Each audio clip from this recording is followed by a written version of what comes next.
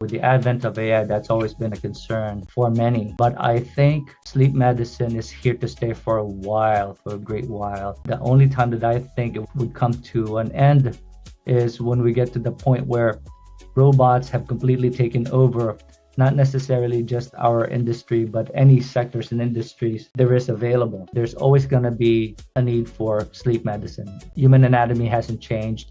We're still going to find people that are going to be apneic. Of course, there are going to be other forms of treatment available, which is good and all. It expands the options and alternative forms of treatment for the patients. But altogether, I think sleep is going to be here for a while, for a long, long while.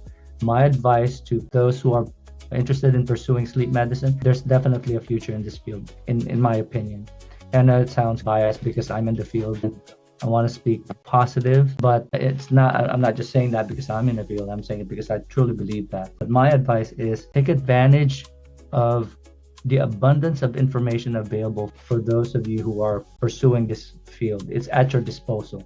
There's no reason why you can't learn anymore. Unlike back in the day, we are at the mercy of whatever is available out there. And now you got the internet.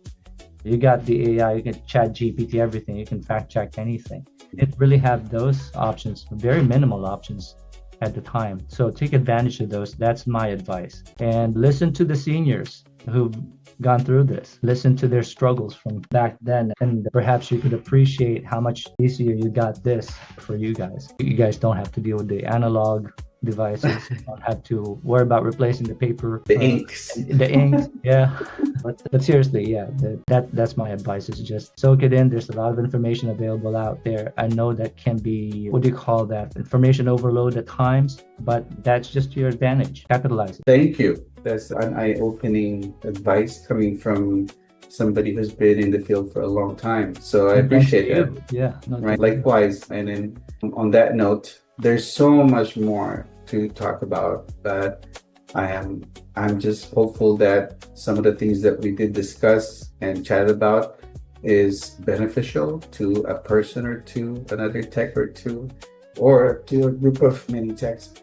So on that note, I'm looking forward to having another discussion with you. Hopefully we can continue these podcasts, and this is really to serve our community, particularly the sleep techs of the world, right? Not just in the US, but also in other countries. My goal is just to invite people like yourself and many other sleep techs out there that can share valuable information, valuable experiences and insights that can help us grow into this field, but also encourage the upcoming generations of sleep techs, and also to show the other clinicians, the operators, the doctors, the dentists and the primary care physicians, that there are sleep techs out there with multiple backgrounds, with multiple skills that they can utilize and benefit from as the technology moves forward.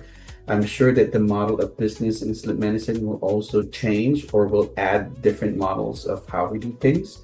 Like I mentioned earlier, there will be some HSC devices that you can utilize at home with a full PSG, or utilize it in the lab without any more wirings, right? So people can really grow their business practices and further improve in serving the community.